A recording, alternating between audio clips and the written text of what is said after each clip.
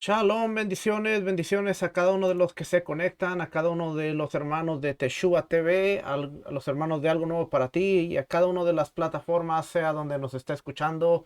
Bienvenidos una vez más a la clase de Entendiendo la Torah, Entendiendo la Ley de Dios.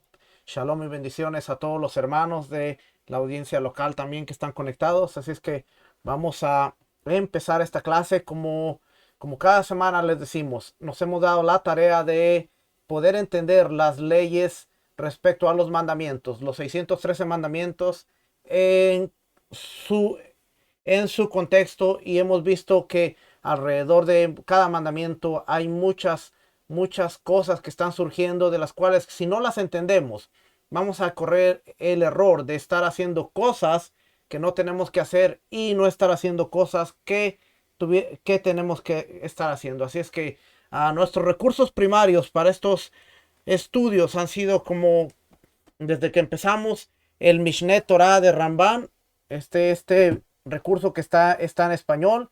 Así es que el Mishneh Torah de Ramban aquí está. Vamos en el libro 3. Ya vamos en el libro 3. Empezamos desde el libro 1. Ya hemos cubierto bastante material. Tenemos siempre se me olvida, pero aquí le puedo decir. Déjenme ver. Tenemos. Tengo que tener la información a la mano porque.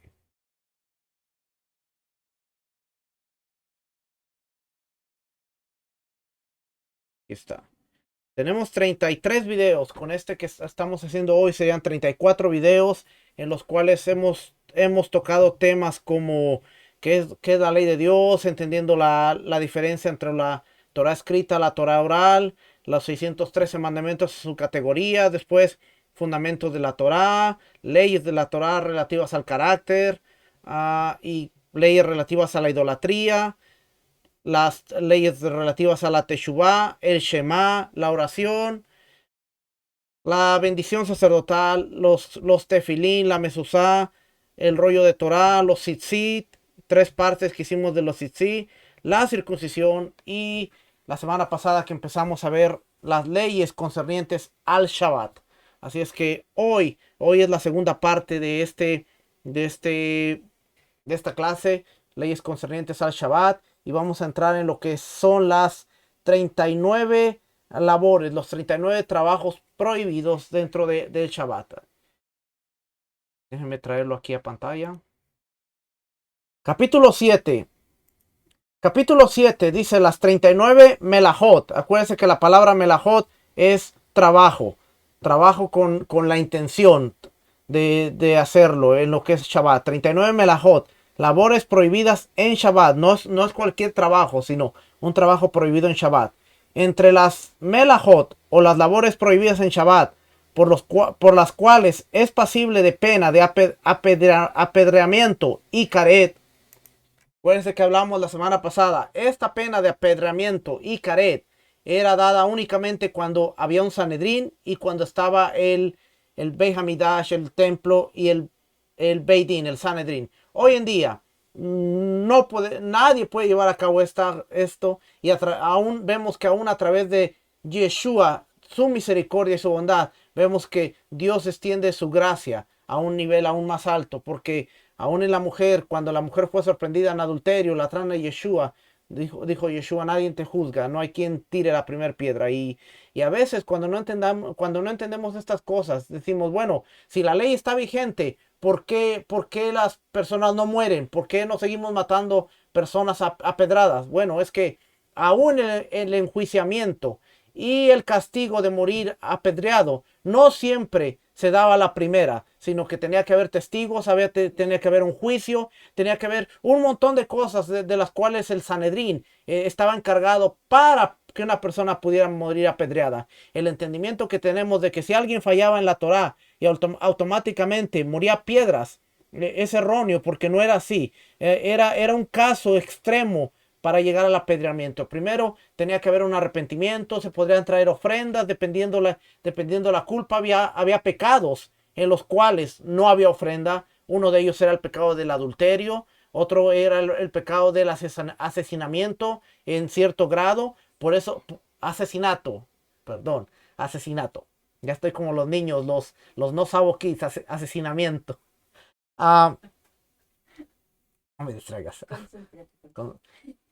Por ejemplo, en el caso de David, cuando nosotros leemos al Salmo 51, no entendemos cuando él dice, ofrendas te daría, pero tú no las quieres. No era que Dios no quisiera ofrendas, simplemente que en el caso de adulterio, no había ofrenda que uno pudiera traer al altar para ser perdonado de ese pecado.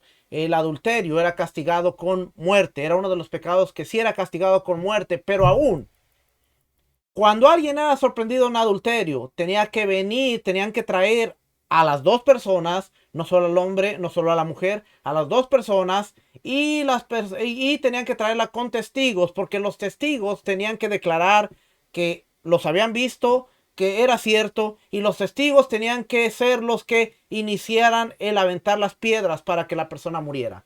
En el caso de Yeshua, viene la mujer, no traen al hombre, no traen testigos, y cuando Yeshua les dice, bueno, el que esté libre de pecado, bueno, el que se sienta libre de acusar a esta pareja, que tire la primera piedra. No hay nadie que sea capaz de aventar la primera piedra y no hay un juicio como tal. Así es que los juicios de pena de muerte eran sumamente interesantes, y aún si los vemos en el contexto del antiguo Medio Oriente, nos vamos a dar cuenta que el código de Hammurabi tenía la misma pena capital para el adulterio, para la idolatría, la hechicería. Tenía el mismo pecado, solamente que no morían apedrados. Lo que hacían era que se les ataba de manos y pies y se les aventaba al río. Y si la persona lograba sobrevivir a las corrientes del río y quedar viva, entonces los dioses le habían concedido el perdón. Interesante que la porción de esta semana, Naso, tiene que ver con el juicio de las aguas amargas, que tiene que ver con los celos, cuando un hombre tenía celos de su mujer, y todo este ritual que se hacía para cuidar la integridad de una mujer. Aún en el juicio de las aguas amargas, vemos que cuando leemos la Mishnah y cuando leemos estos documentos, nos damos cuenta que el sacerdote tenía que decirle a la mujer, confiesa tu pecado, confiesa tu pecado. ¿Por qué? Porque las aguas eran tan dañinas que si la mujer realmente había tenido relaciones con otro hombre, cometido adulterio, estas aguas iban a provocar que su vientre se cayera, que fuera estéril por el resto de su vida y que tuviera un juicio sobre ella. Así es que el sacerdote, antes de darle las aguas amargas, le decía, mira, confiesa tu pecado. Mira, confiesa tu pecado. 2, 3 veces vemos que decía, confiesa tu pecado, confiesa tu pecado. Y si la mujer realmente no había tenido nada y era libre, la mujer decía, no voy a confesar porque no he hecho nada, no voy a confesar porque no he hecho nada. Entonces llegaban al punto en que en el extremo le daban las aguas.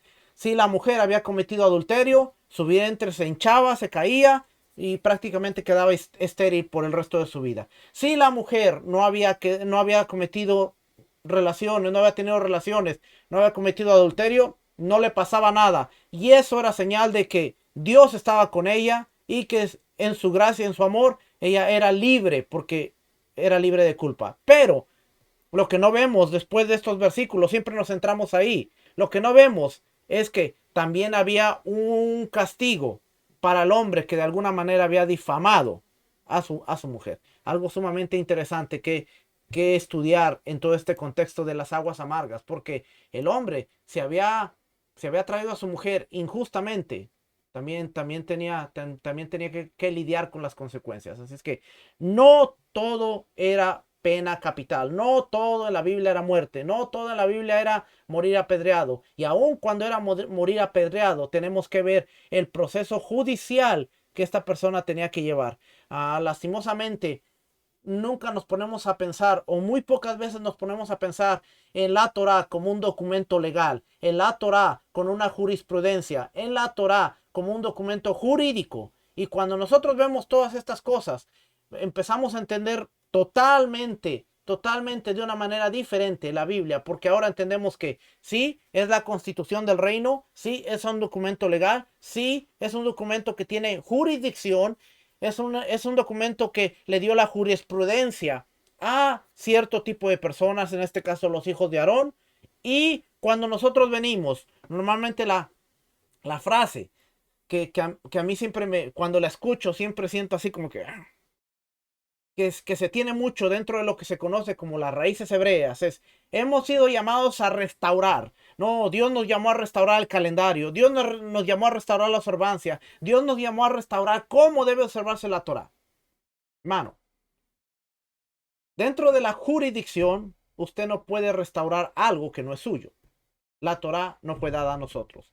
La Torah fue dada para nosotros, pero no a nosotros. Así es que nosotros tenemos que aprenderla, tenemos que conocerla, tenemos que entenderla y ver cómo podemos aplicarla a nuestra vida. Pero creer que hemos sido llamados a restaurar, creer que hemos sido llamados a cambiar, creemos que hemos sido llamados a hacer muchas cosas que están lejos de la jurisprudencia es totalmente erróneo. Es que dice aquí, presentar una ofrenda a Hatat. Dice, si son transgredidas, ya hablamos acerca de el caret, ¿qué es el caret? Cercenamiento del alma o morir antes del tiempo. Ya lo hemos hablado muchas veces. Caret prácticamente se cree que puede entrar dentro de tres ámbitos. Caret es que la persona no tenga descendencia en esta vida. La otra es que no tenga entrada al Olam Jabbat, al mundo venidero. Y la otra es que muera antes de tiempo, antes de lo que tenía establecido en su mapa de vida, en su libro de vida, que muera antes de eso. Esas son las tres opciones que leemos, son las tres perspectivas de lo que es Caret. Muchos se inclinan a una u otra. Podemos ver que las tres realmente están ahí. Lo que es la entrada al mundo venidero, a un Rab Shaul lo habla con el libro de Gálatas cuando dice que los que cometen estas cosas no heredarán el reino de los cielos. Y vemos que dentro de la teología o el pensamiento judío de heredar el reino de los cielos es interesante porque es muy distinto a lo que hemos aprendido nosotros en el contexto occidental. Entonces, eso es caret. Si son transgredidas a propósito, oiga bien, porque la semana pasada vimos que dentro de las leyes de Shabbat tiene mucho que ver con la intención. Y aquí nos vuelve a repetir, si son transgredidas a propósito o de presentar una ofrenda hatat por la falta, si son transgredidas sin querer, muerte por apedreamiento si lo hiciste a propósito, o una ofrenda hatat por la culpa si lo hiciste sin querer. Entonces aquí nos dice, hay algunas que son consideradas labores madre, Abot Melajá, que son las principales, que son las labores que se hacían en el tabernáculo. Y hay otras que son consideradas derivados de aquellas, que son llamadas las Toladot. La cantidad de todas las labores madre es 39. Y a saber son las siguientes: arar, sembrar, cosechar, recolectar productos de la tierra, agavillar, trillar, aventar, seleccionar o separar, moler, tamizar, amasar, hornear, cocinar, esquilar, blanquear, peinar, teñir, hilar, preparar tela, pasar los rodillos desde el rodillo anterior al posterior, preparar el bastidor de la tela, eso es pasar 2 hilos a través de 2 sendos aros en un aro en cada bastidor, tejer, deshilar, anudar, desanudar, coser, desgarrar, y dentro de desgarrar tiene que ver romper, cortar, rasgar, construir, desconstruir, martillazo final o dar los retoques finales a un objeto, cazar, degollar, desollar, que es quitar el pellejo de la carne o del animal degollado, curtir, que tiene que ver con las telas, alisar el cuero, cortarlo, escribir, y dentro del escribir a pintar, dibujar, borrar, trazar líneas, encender fuego o avivar una llama, extinguirlo, aminorarlo, transportar objetos de un dominio a otro, público o a otro privado, viceversa. Y yo sé que esta lista es grande y usted dice, oh, pero todo eso. Pero vamos a verlas poco a poco para irlas entendiendo, porque realmente hoy mucho de lo que el judaísmo ortodoxo de hoy en día celebra o observa es porque han llevado al extremo estas prohibiciones. Y la idea de nosotros es entender, como siempre le digo, entender la función, entender el propósito y de esa manera entender por qué se hacen las cosas. Todas estas labores y similares son llamadas labores madre o abot melajá. ¿Cómo es ello? Tanto arar, cavar o hacer un surco se considera la misma labor, pues todos consisten en lo mismo, que es cavar la tierra. Asimismo, tanto sembrar semillas, plantar árboles, torcer una rama de un árbol y replantarla en la tierra para que crezca de nuevo en un nuevo árbol, injertar una rama en otro árbol o podar, todos se consideran la misma labor madre, pues consisten en lo mismo, la intención de hacer que una plantación crezca, poder incrementar el rendimiento de la plantación. Asimismo, tanto cosechar granos, legumbres, uvas, dátiles, aceitunas o higos, todas son consideradas la misma labor madre, pues en todos los casos la intención es desconectar algo de su fuente, lo mismo que sucede con el resto de los trabajos madre. Entonces, usted se da cuenta, hay algo interesante aquí. Dice desconectar, a aumentar la rendición, o sea, sacar provecho de algo en un día en el cual el Eterno te dijo, tienes que descansar, tienes que separarlo, tienes que apartarlo para mí. Entonces, volviendo y conectando con la clase de la semana pasada, en sí, las 39 prohibiciones no se convierten en algo de no hagas, no hagas, sino se convierten en un patrón que te dice el Eterno. No pongas tu enfoque, no pongas tu energía, no pongas tus intenciones en esto, porque en el día separado y apartado quiero que tú te concentres en la relación conmigo, con tu familia, en tener un tiempo para pasarlo, aprender y poder disfrutar de mi presencia. De eso se trata. Por eso dice, plantación, rendimiento de la plantación. El 4, cosechar, es tener la intención de desconectar algo de su fuente. Y Toladot, por el otro lado, Toladot son acciones derivadas de las labores madre. Las labores derivadas de las labores madre son aquellas que tienen un parecido o algunas de las labores madre. Por ejemplo, el que corta verduras en trocitos muy pequeños para cocinar es culpable de transgredir Shabbat y pasible de la pena correspondiente, porque dicha acción es un derivado de la labor madre. Moler, que consiste en tomar un cuerpo y separarlo en muchos y hacer algo similar a esto, es un derivado del trabajo madre, así que es el trabajo de moler. Asimismo, tomar una pepita de un metal y limpiarla para utilizar el polvo que se genera al limarla, como hacen los orifices, es un derivado de moler. Asimismo, el que coloca un pedazo de estómago de animal a la leche para solidificarla, para hacer manteca, por su, por su propiedad natural, por su propiedad natural, ¿dónde está? Es culpable de transgredir un derivado del trabajo madre, seleccionar o separar, ya que ello separa la caseína del suero. Y si la cuaja y hace queso, es culpable de transgredir el trabajo madre, construir. O sea, ya está tomando la leche y está haciendo algo diferente, está transformando la leche en un queso. Puedes unificar diferentes partes hasta quedar como un solo cuerpo, es similar a construir. Y lo mismo sucede con todas las labores madre. Poseen derivados del modo expuesto. De la mismísima labor realizada en Shabbat, sabrás qué labor madre es o de cuál de ellas deriva. Tanto el que hace una de las labores madre o uno de sus derivados, si fue a propósito, es penado con la pena de caret, castigo impuesto por Hashem, que consiste en el cercenamiento del alma y o muerte prematura. Y si se presentaron testigos, se le aplica la pena del apedreamiento. Si fue sin querer, está obligado a presentar una ofrenda fija, hatat por la falta. Si es así, ¿cuál es la diferencia entre las labores madre y sus derivados?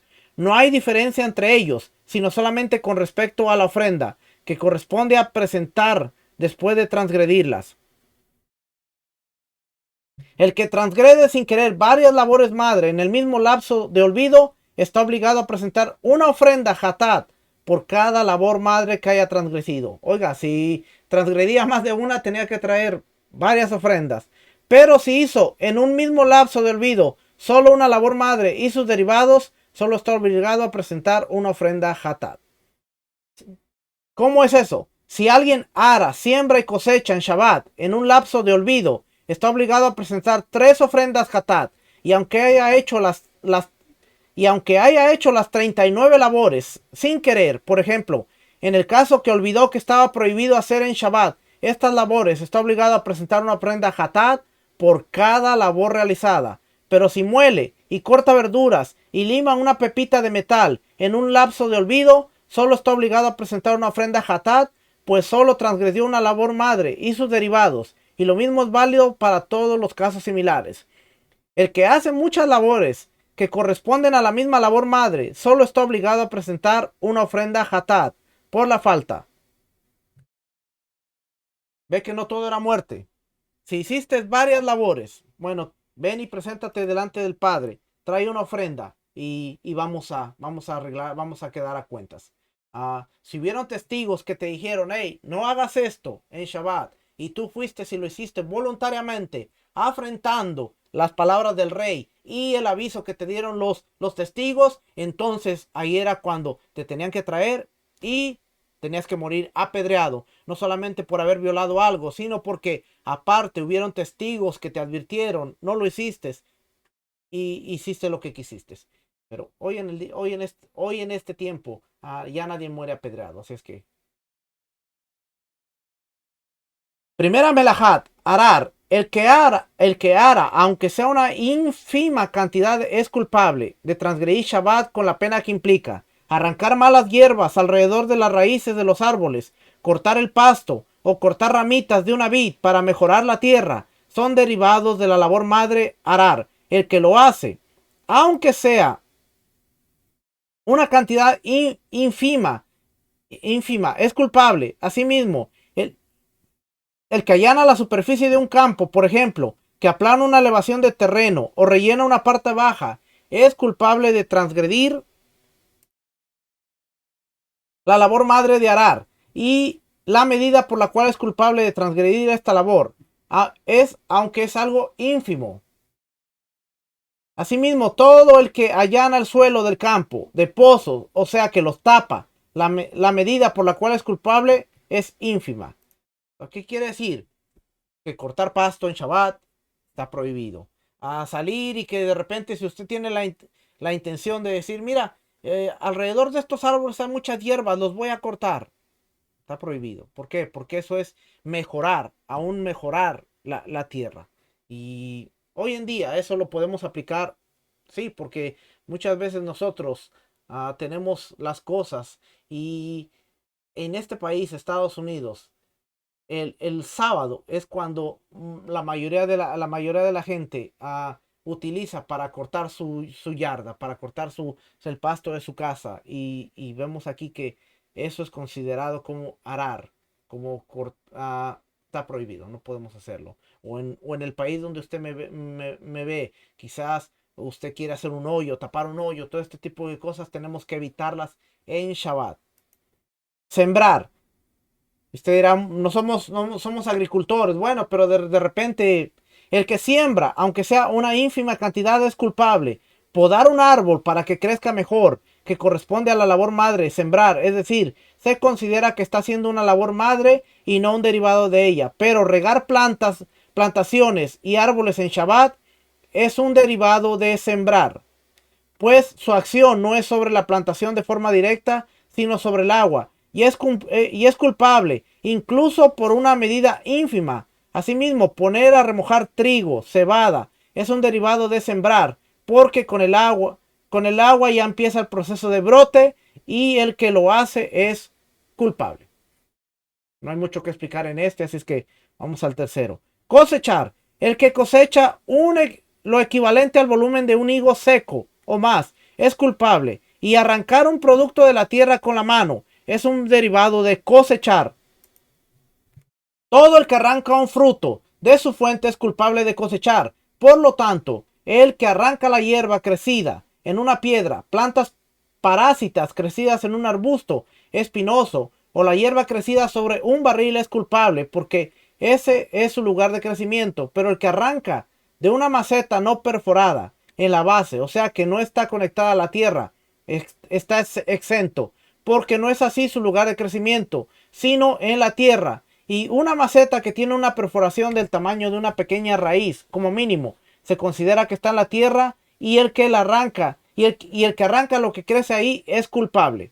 Con respecto a cualquier tipo de plantación cuya misma cosecha hace que ésta brote y crezca, como pasto o alcelga, el que la cosecha en Shabbat sin querer está obligado a presentar dos ofrendas por la falta, una por cosechar y una por plantar. Asimismo, el que poda un árbol porque necesita las maderas y pretende utilizarlas es culpable de cosechar y de plantar, porque la poda aporta al buen crecimiento del árbol. Con respecto a un montículo de tierra en el cual crecieron hierbas, si alguien lo levanta y lo pone sobre estacas y queda colgando en el aire, es culpable de arrancar, o sea, cosechar con la mano.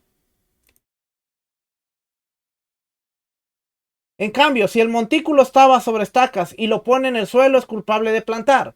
Con respecto a higos que se secaron en su lugar de crecimiento, están conectados al árbol, y lo mismo con cualquier árbol cuyos frutos se secaron, están conectados a él, y no solamente higos. El que arranca de ellos en Shabbat es culpable, a pesar de que en relación a las leyes de impureza ritual se considera que están desconectados del árbol. Aquí hay algo bien interesante, porque fíjense, claramente dice que no se puede arrancar. Entonces, cuando nosotros vamos al Nuevo Testamento y nos encontramos la historia de los discípulos que están arrancando espigas y las están frotando para comer, claramente vemos que ante los fariseos ellos están violando, porque es una de las 39 prohibiciones. Y por eso vemos que Yeshua inmediatamente dice a los fariseos: ¿no sabéis lo que hizo David? Y ahí cuando vemos ese argumento, tenemos que entender que la historia completamente está cambiando, porque ahora hay un precedente que se llama la preservación de la vida. Y lo que los discípulos estaban haciendo, estaban preservando su vida porque estaban arrancando las espigas para comerlas, porque tenían hambre, estaban hambrientos, iban a comer, y era Shabbat, no tenían nada de comer, y por lo tanto estaban arrancando las espigas para comerlas.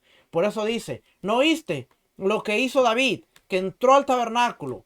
Y cuando vemos la historia, no entró al tabernáculo, sino llegó a la tienda de reunión, habló con el sacerdote, y el sacerdote le dio los panes que habían salido de la presencia de Dios, porque era Shabbat. Habían cambiado los panes, habían puesto panes nuevos, habían salido panes, los panes que habían estado 7 días delante de Dios, y esos panes le pertenecían únicamente a Aarón y a sus hijos, a los sacerdotes. Pero ahora, como David viene huyendo, viene hambriento, no habían comido por 3 días que habían salido de la ciudad, él le dice: yo y mis hombres tenemos hambre, no hemos comido. Y el sacerdote le dice: pero si ustedes han estado con mujer y están impuros, no les puedo dar aún este pan.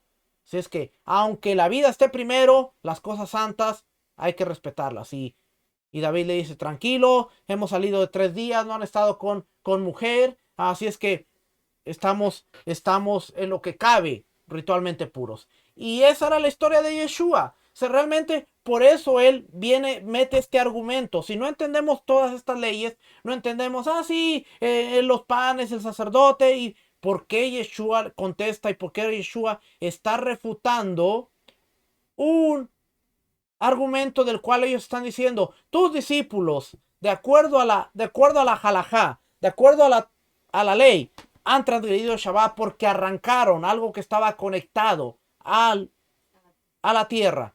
Y viendo esto, si ellos lo habían hecho intencionalmente o inintencionalmente, ellos tenían que haber traído una ofrenda al templo. Pero ahora Yeshua está poniendo el precedente más importante que tenemos en la Torá, y lo hablamos la semana pasada. Si hay un enfermo en casa, entra la preservación de la vida. Ahora olvídate de Shabbat, atiende al enfermo y asegúrate de que él salve su vida y esté bien, aun si tienes que ir sobre Shabbat. Por eso, si la gente dice: bueno, pero si yo no me siento bien en Shabbat y estoy mal, pero es Shabbat, no puedo ir al hospital. Tu vida está primero. Ve, porque quien quita y tu vida depende de una visita, si llegas un poco tarde, es algo que lamentar. Y por eso tenemos que entender estas cosas, porque cuando ponemos a ver la preservación de la vida, es primero.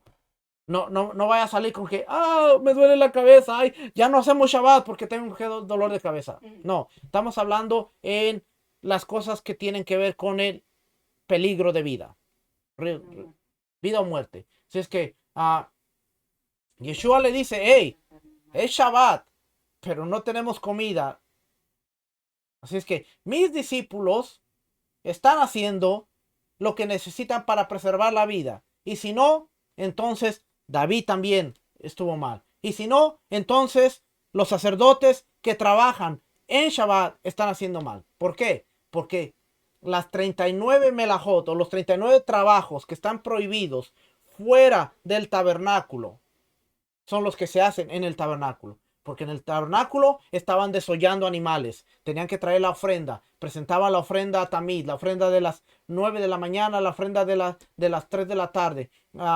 Estaban quitándole el cuero, el pellejo, la piel a los animales. Estaban cortando los animales en pedazos. Estaban trabajando, estaban limpiando, estaban haciendo muchas cosas. Así es que Yeshua fue bien sabio en su argumento, pero cuando nosotros no lo entendemos, nos pasamos de alto y decimos, no, Yeshua estaba yéndole en contra a las tradiciones, Yeshua estaba poniéndosele al sistema, Yeshua vino a ser un revolucionario para crear un nuevo sistema que fuera alejado de las tradiciones corrompidas de la Torá. No, tenemos que entender los argumentos, porque si no entendemos cada argumento que Yeshua estaba teniendo con los fariseos, nos vamos a perder y vamos a dejar de entender que Yeshua en ningún momento estuvo refutando la Torah. Estaba refutando las obras de la ley que son conocidas más adelante como obras de la ley, o que son las cargas, las cosas extras que puso especialmente la casa de Shammai, que era una de las casas de estudio más fuertes en cuanto a la observancia, y las cercas a la Torá para asegurarse que la gente no transgrediera, y ponían cargas que Yeshua mismo le dijo, ustedes ponen cargas pesadas que ni ustedes mismos son capaces de llevar. Y a eso se estaba refiriendo, no a la Torá, sino a las cosas extras que se estaban poniendo. Es que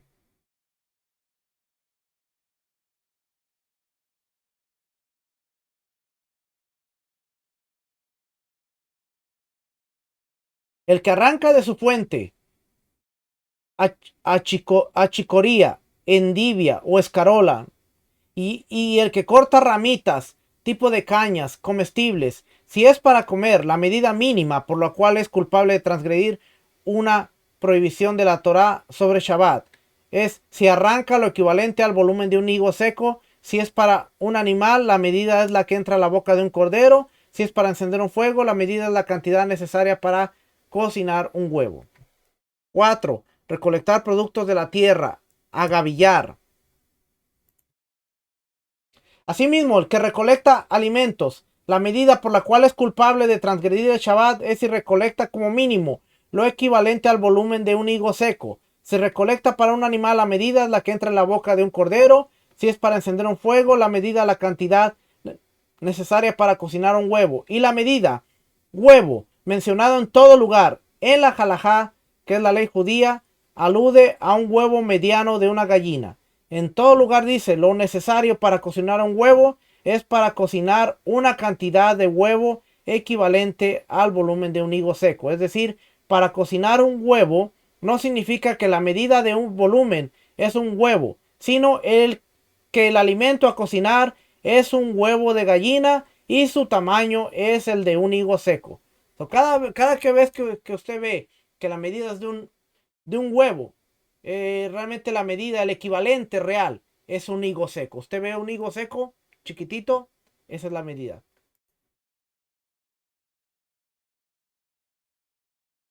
Un higo seco es un tercio de un huevo. La labor madre es recolectar. Se aplica a todo lo que crece en la tierra. Unir higos, aplastándolos, formándolos así como una pasta y darle forma de círculo, o perforar higos y pasar por una soga dentro de ellos hasta que se unen y queden como un solo cuerpo, es derivado de agavillar. y el que lo hace es culpable, y lo mismo se aplica en todos los casos similares. Trillar. El que trilla granos o frutos que entre todos tienen como mínimo el volumen de un higo seco es culpable de la labor que es trillar. Se aplica solo al que crece de la tierra. Separar de un fruto la parte no comestible del mismo es un derivado de trillar, y el que lo hace es culpable. El motivo por el cual esto se considera un derivado de trillar y no trillar mismo es porque no se hace con un instrumento, sino con la mano. Asimismo, el que ordeña un animal es culpable porque separa la leche de la vaca. Asimismo, el que hiere a un animal que tiene piel es culpable de separar la sangre del animal. Esto es, si la persona necesita la sangre que salió de la herida, por ejemplo, para dársela de comer a un perro, pero si en su intención es solo dañar al animal sin tener necesidad de su sangre, está exento porque arruina. El que hace una melajá para destruir algo está exento de transgredir el Shabbat. Solo es culpable si extranjero, si extrajo sangre o leche en una medida equivalente a un higo seco. Surge un interrogante al comienzo del inciso. Dice que la labor de trillar o su derivado, separar, se aplica solamente a lo que crece de la tierra.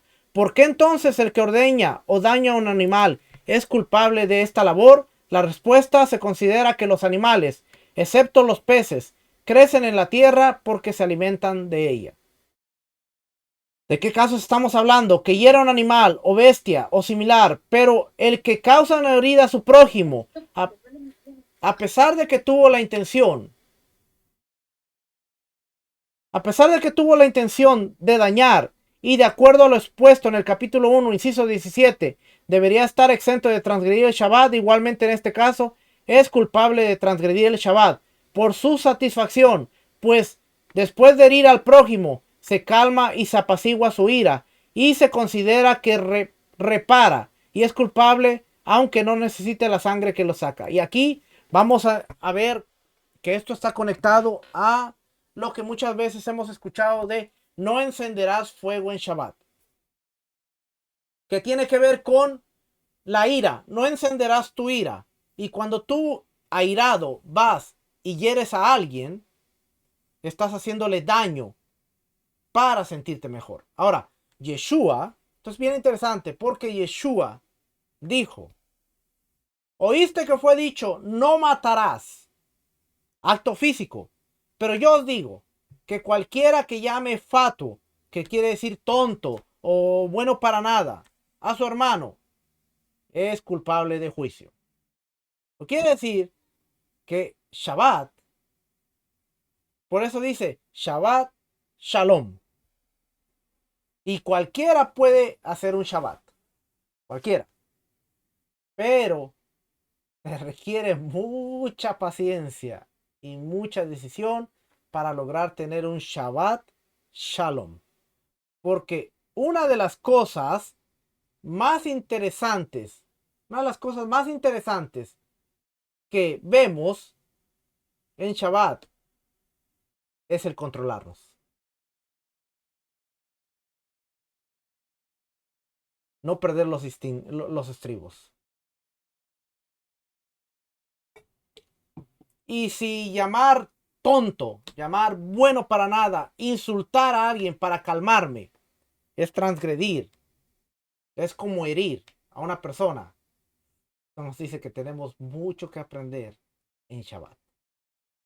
Y estas son de las cositas simples y sencillas que vemos al estudiar, de decir, cualquiera puede separar el Shabbat, pero santificarlo requiere de todas estas cosas que estudiamos y que a veces no nos enfocamos.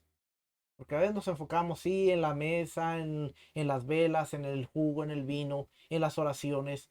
Pero ¿qué hay de lo que es el transcurso de las 24 horas? No me va a decir que nadie se enoja.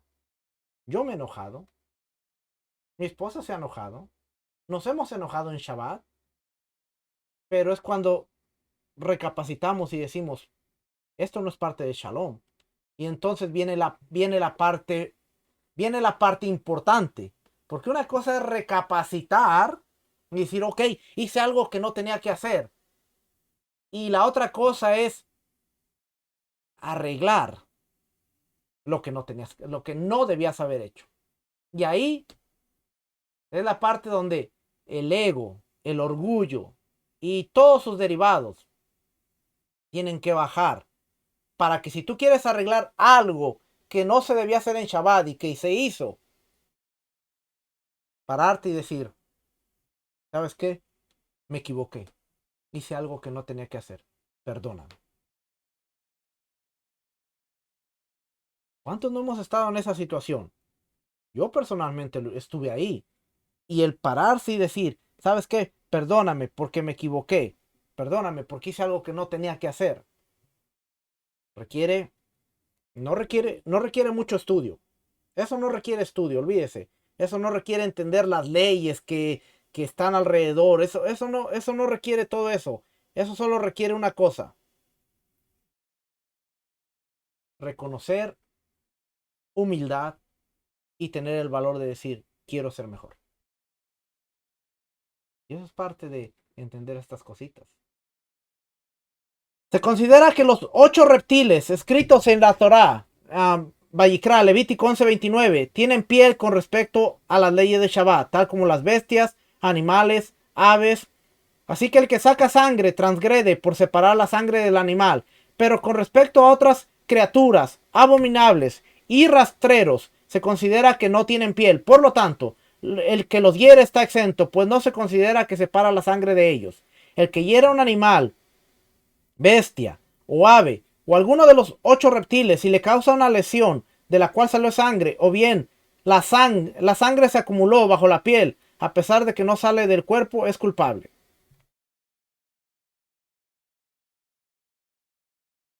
Mi esposa dice, yo no mato ni mosquitos ni nada. La vez pasada andaba una araña ahí en Shabbat y le dije, mátala. Agarró un papelito, la sacó para afuera y la soltó. Dijo, no la mato. Ah, fíjese. 10. El que exprime frutas es culpable de transgredir la labor prohibida en Shabbat. Separar el jugo de la fruta. Y, y solo es penado si exprimió por lo menos una cantidad de líquido del volumen de un higo seco. Por lo tanto, la Torah solamente, por ley de la Torah, solamente es culpable el que exprime aceitunes o uvas. Y está permitido exprimir en Shabbat un racimo de uvas para que el líquido caiga en la comida, porque el líquido que va directamente de la fruta a la comida se considera comida. Entonces sería como separar comida de comida, en cuyo caso la labor de separar no se aplica. Pero exprimir sobre un recipiente que no tiene comida, esto es exprimir, y el que lo hace es culpable. El que ordeña de modo que la leche cae dentro de una comida, o el que mama de un animal con su boca, está exento y no es culpable hasta que ordeñe recogiendo la leche en un recipiente. Surge la pregunta, yo tengo hijos pequeños y a veces les tengo que moler la comida o separar la comida. Bueno, esa es comida de comida. Tal como dice aquí, ¿ve? Esa es comida de comida. Usted está separando la comida que va a comer el niño que todavía no puede comer completamente por su propia cuenta. 11. El que aventar, seleccionar o separar. El que hace las melajot de aventar, separar una cantidad de elementos que equivale al volumen de un higo es culpable. Solidificar la leche es un derivado de la labor. Separar, capítulo 7, versículo 6, ya lo leímos. Asimismo, extraer, limpiar la borra de un líquido es un derivado de la melajá. Separar, o bien, es un derivado de la melajá. Tamizar, y el que lo hace es culpable, pues aventar, separar y tamizar son labores similares que consisten en separar. Entonces, ¿por qué fueron enumeradas como 3 melajot distintas? Porque, ¿por qué se computa como melajá cada una de las labores que se lleva a cabo en el tabernáculo? En Shemot, Éxodo 35:2, la Torah menciona el Shabbat en relación con la prohibición de realizar labores en ese día tan sublime. Y los 2 versículos a continuación pasa a describir acerca de la construcción del tabernáculo. El hecho de que la Torah asocia ambos temas refleja la estrecha relación que lo rige. Por ello, los sabios concluyeron que no cualquier trabajo o labor está prohibido en Shabbat, sino tan solo los necesarios para la construcción del tabernáculo, que son las 39 melajot enumeradas al comienzo del capítulo anterior. No cualquier trabajo está prohibido, pero sí, cuando lo vemos con las 39 prohibiciones, podemos entender un poquito mejor. El que separa alimentos de su desecho o un tipo de alimento de otro, si lo hace con un tamizador o criba, es culpable, pero si lo hace con una bandeja o un plato, es exento, pues estos utensilios no están destinados para dicho fin, y hacerlo con la mano para comer inmediatamente está permitido. ¿Qué es un tamizador? No sé si usted sabe qué es un tamizador.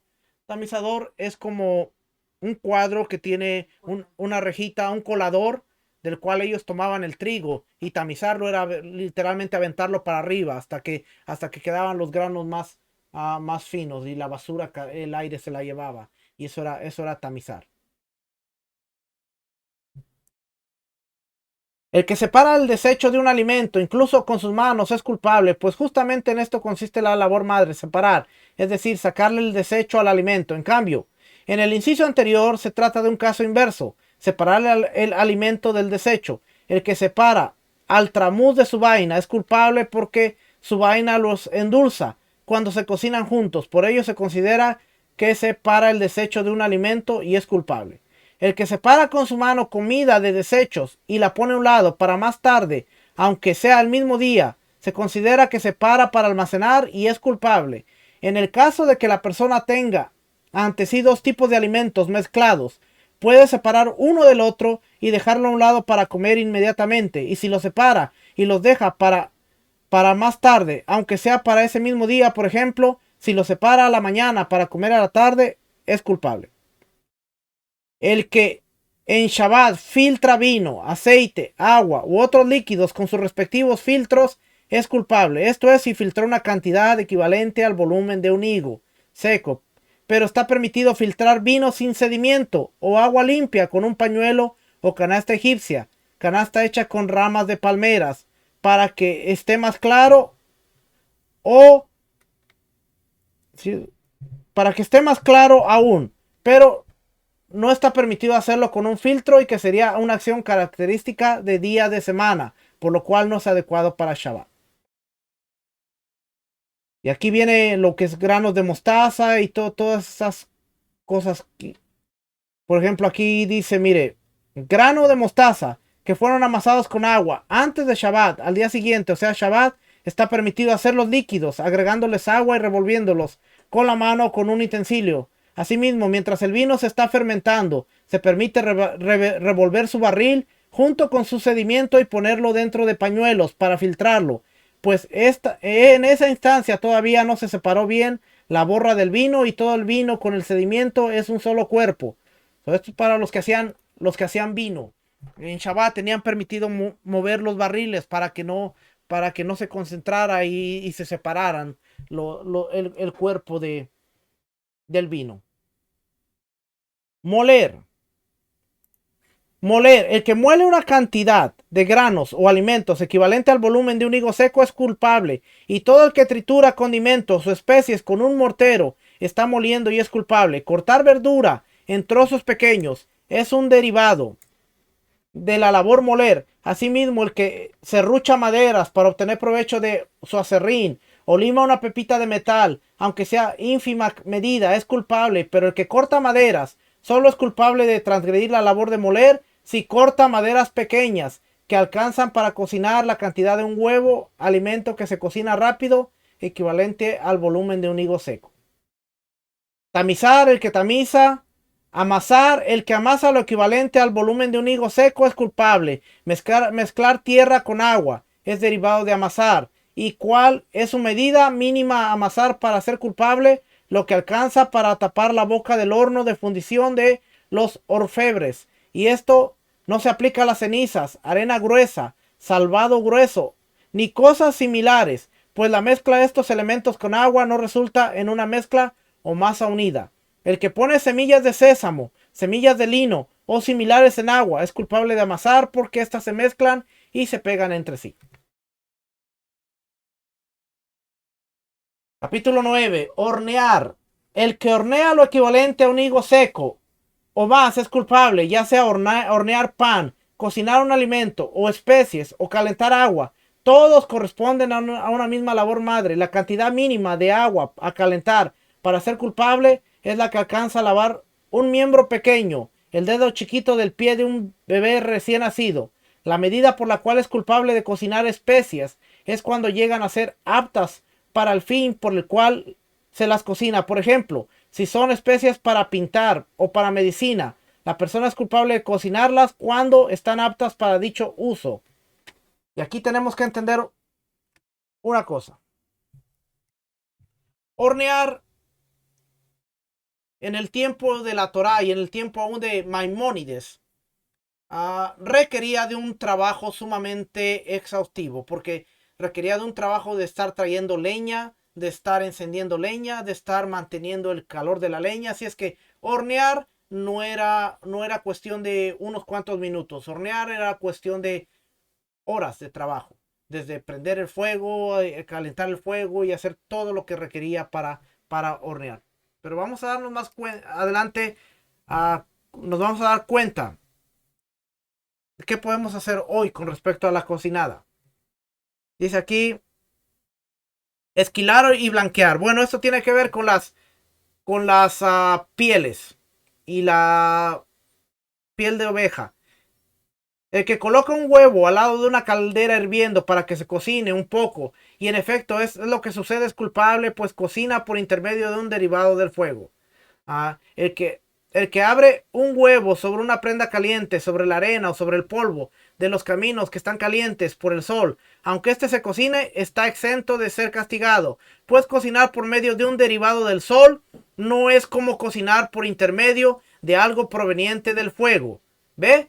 Aún Maimónides en este tiempo, esto es interesante porque mire, aquí era lo que quería llegar. Déjenme se lo subrayo.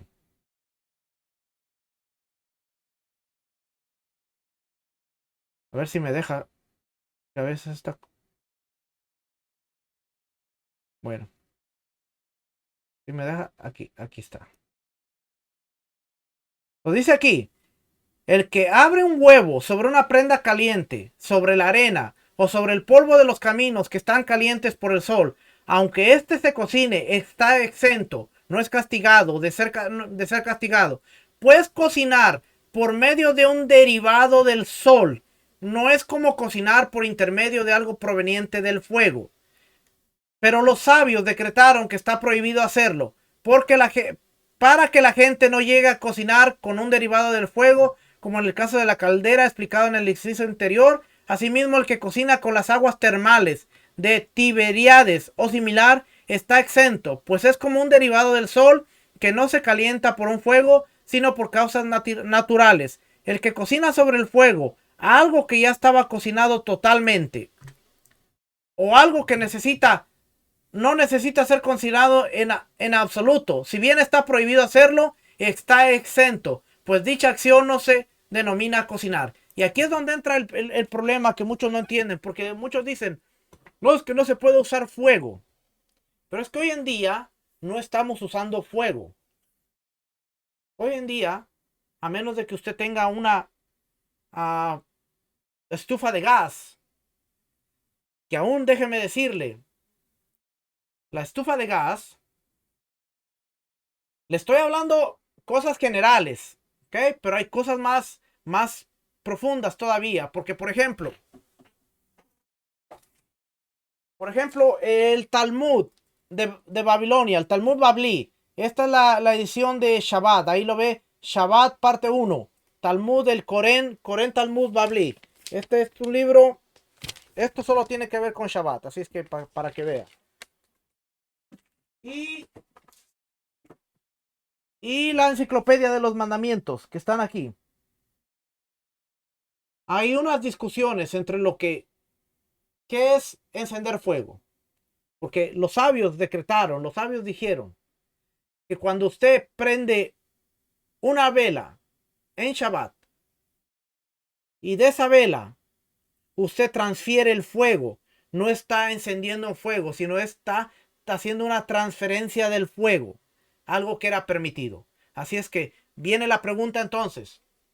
Las estufas de gas tienen un piloto automático que está prendido. Eso quiere decir que ese piloto automático estuvo prendido antes de iniciar Shabbat y pudiera usted transferir ese fuego del piloto a la parrilla, que se considera en una no transgresión del Shabbat.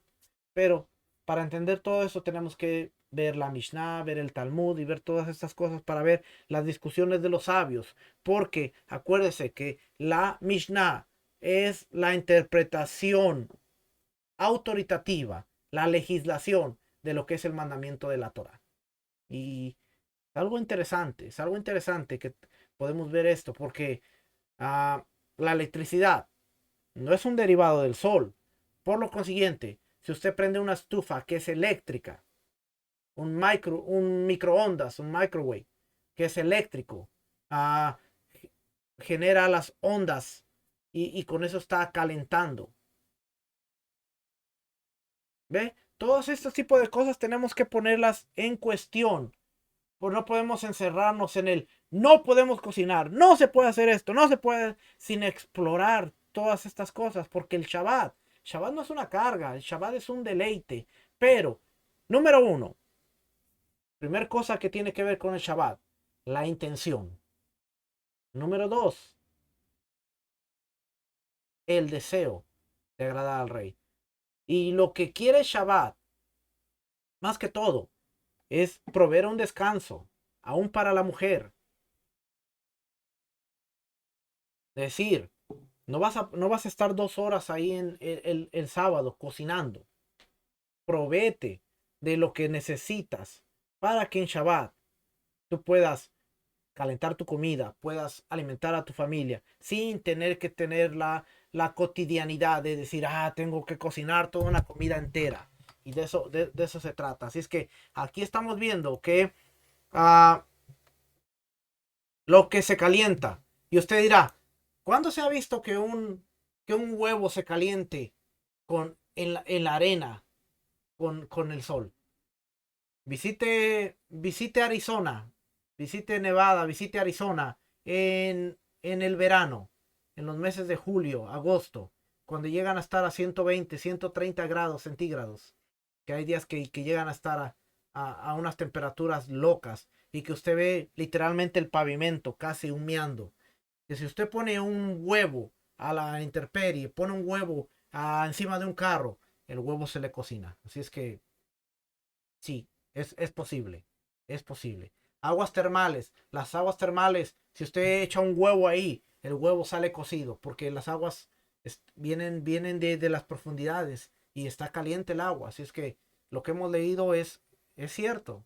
Usted lo puede ver con la naturaleza. 4. En el caso de que una persona prende un fuego, otra coloca maderas, otro pone la olla encima del fuego, otro le agrega agua, otro le agrega carne, otro el condimento y otro va y revuelve. Todos ellos son culpables de cocinar en Shabbat. Aunque se dividieron las tareas, no sirvió porque todos son culpables. Pues todo el que hace algo necesario para la cocción se considera que cocina.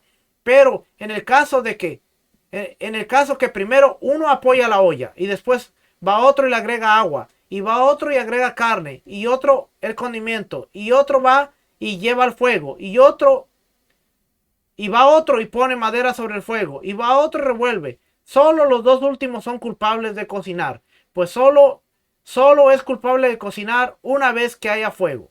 El que prendió el fuego es culpable de hacer la labor de encender el fuego, pero no de cocinar, pues aún no estaban las maderas y sin ellas el fuego se apagaría enseguida y el alimento no se cocinaría. Así que aquí vemos que había maneras en las cuales ellos salían.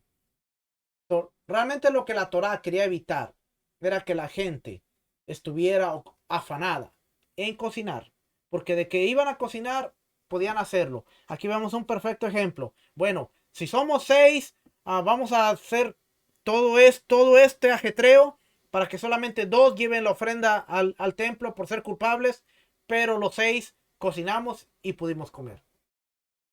Así es que Dios dice, no tienes que hacer tantas cosas, simplemente entrégate bien. El que coloca carne sobre brasas y se asa una cantidad de carne equivalente al volumen de un higo seco o más, aunque sea que esta medida se encuentra dividida en 2 o 3 partes del pedazo de carne, es culpable. Pero si no se asó una cantidad de carne equivalente al volumen de un higo, sino que todo el pedazo de carne colocado se cocina a medias, es culpable. Si se cocinó a medias solo de un lado, del lado que da hacia las brasas, está exento hasta que le dé la vuelta y se cocine a medias de ambos lados. En el caso de que alguien se olvida y coloca pan en un horno en Shabbat y de pronto se percata de su error, tiene permitido retirarlo antes de que se hornee y llegue a ser la melajá de hornear en Shabbat.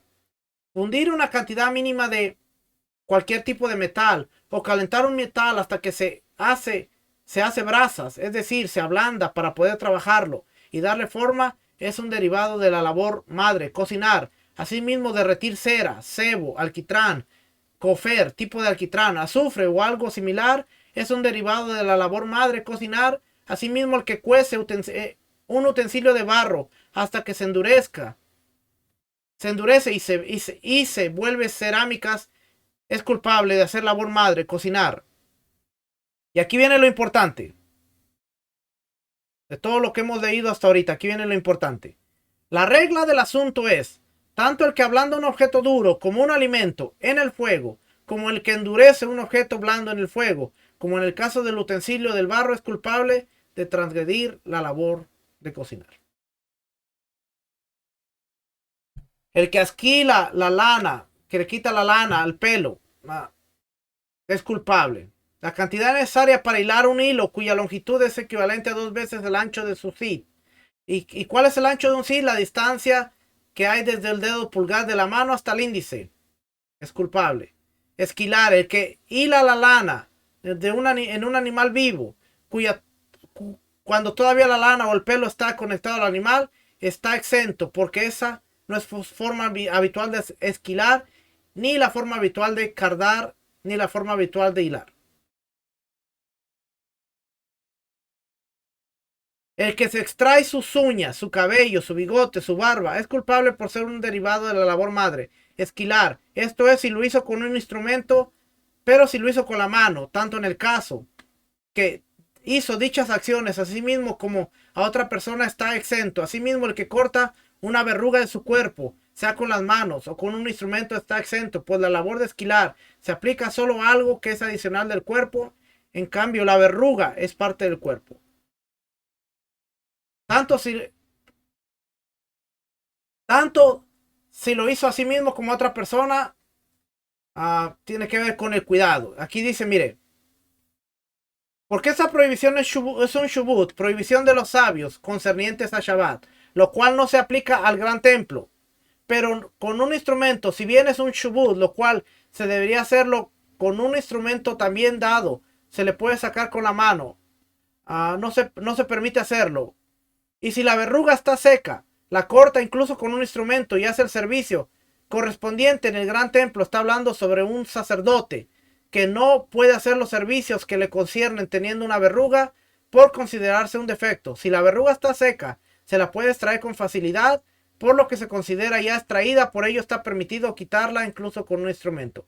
El que corta el cabello con un instrumento, ¿cuál es la cantidad mínima que precisa cortarse para ser considerado culpable? 2 pelos. Y si se saca pelos blancos de entre negros, es culpable aunque sea uno solo, porque lo hace para ser anciano. Entonces un pelo blanco tiene la importancia suficiente como para ser culpable de transgredir el derivado de esquilar.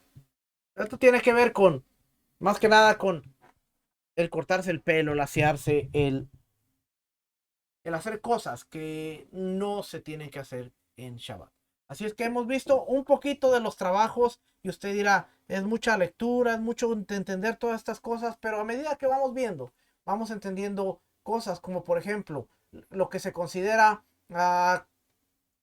que se cocinó con lo que no es derivado del fuego, por ejemplo el sol, y en este caso la electricidad. Y más adelante, cuando vayamos viendo, más adelante vamos a ver estas tipo de cosas. Así es que ah, hoy en día está el debate de que dentro del mundo ortodoxo ellos no se, ellos no se bañan, ellos no se asean, ellos no se hacen nada durante, durante el Shabbat. Pero hermano, yo creo que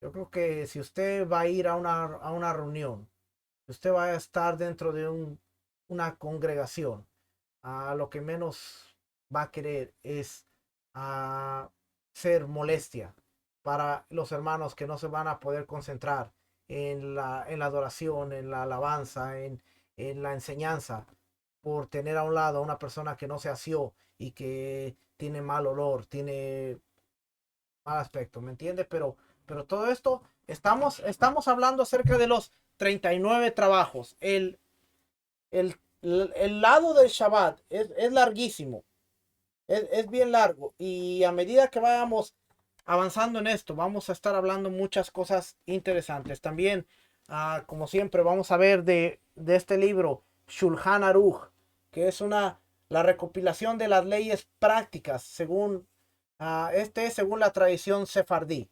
Y aquí donde lo tengo marcado, dice el Shabbat. Dice, debemos subrayar un punto especial en el concepto de base del Shabbat, conformándonos al orden divino. Durante el día de Shabbat, cesamos todo trabajo. En hebreo es melajá. Por melajá no hay que entender un esfuerzo físico. O sea, melajá no es un esfuerzo físico, sino que es, dice, una acción realizada con la intención de crear una nueva existencia del material. A partir de esta idea central, el conjunto de las melajot prohibidas, de sus derivados y de las prohibiciones rabínicas relativas a ellas constituyen un sistema coherente que debemos estudiar a fondo a fin de conocer las directivas divinas para la observación del Shabbat. Por consiguiente, no necesariamente el trabajo fatigoso está prohibido, sino mayormente las acciones que entran en la categoría mencionada, como encender y escribir, aun si no implica esfuerzo alguno, pues Dios no cesó actividades fatigosas que no se aplican al concepto divino, sino que puso fin a sus actividades creadoras, dejó de crear. La Torá prohibió en Shabbat trabajos tipos Abod Melajá con sus derivados, que son los Toledot, que vamos a ver después, a fin de erigir un valle preservativo. Alrededor de Shabbat, nuestros sabios añadieron los Abod Melajat y Toledot. Aquí es importante entender que hay las 39 prohibiciones de la Torá y después las que vienen sus derivados. A través de estas clases vamos a entender cuáles son las prohibiciones de la Torá, cuáles son las prohibiciones de los sabios, los derivados. Los 39 trabajos son, ya los leímos al principio, así es que después empieza a leer las 39. Pero lo que le quería leer,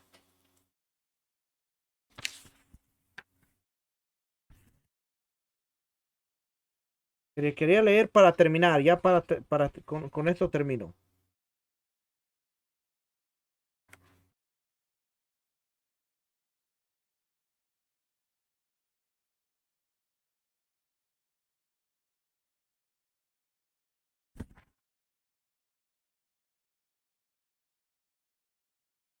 Bueno, aquí dice lo mismo, un resumen de la semana pasada. Dice, se profana el Shabbat en el caso de que una vida humana está en peligro. Pikuan Nefesh se llama en hebreo. Aun si hay dudas si existe peligro o no. Está escrito efectivamente en Levítico 18:5. Observaréis mis estatutos y mis ordenanzas destinadas a hacer vivir al hombre y no a causarle muerte, de lo cual se deduce la obligación de violar los mandamientos cuando existe el peligro de muerte. Cuando se profana el Shabbat para salvar una vida humana, por ejemplo, para ocuparse de una persona gravemente enferma, no se debe buscar de hacer lo necesario por intermedio de un no judío o de un niño o de una persona ignorante de la Torá. Es recomendable que la persona más considerada y aún sabia actúe en ello. Así es que si hay que cocinar para la persona, se tiene que cocinar y todos esos aspectos que vamos a estar viendo más adelante. Así es que las luces del Shabbat, pero ya me pasé de la hora, así es que normalmente las clases son de 1 hora y quiero que sigan así para que usted siga siendo bendecido, así es que acuérdese, una frase que siempre mi maestro Rico Cortés dice y es algo que he aprendido a ser mío, es la educación elimina la manipulación y únicamente educándonos, aprendiendo y conociendo, vamos a entender que el Creador quiere que vivamos en shalom, vivamos en paz, vivamos haciendo lo correcto y vivamos sobre todas las cosas disfrutando el Shabbat, porque por eso aún Yeshua dijo, el Shabbat fue hecho para el hombre, pero para el hombre, para que se deleitara, para que se gozara y para que pudiera tener del Shabbat una experiencia sumamente inolvidable, como lo hacemos cada semana. Es que la próxima semana regresaremos con las leyes concernientes al Shabbat, su parte 3. Vamos a seguir viendo algunos de las melajot, los trabajos prohibidos en Shabbat, que aún en medio de ellos podemos seguir aprendiendo. Usted dirá, muchos de ellos ya no aplican para nuestra vida, porque estamos viviendo en una sociedad diferente, pero el principio y la función trasciende generaciones, trasciende a las culturas y podemos aplicar el principio y la función. No importa que ya no estemos en la cultura del desierto, en la cultura del primer siglo, podemos seguir aplicando la función y el propósito, pero para ello tenemos que entenderlo. Así es que nos vemos la próxima semana. Que el Eterno les bendiga, que el Eterno les guarde. Shalom. Bendiciones.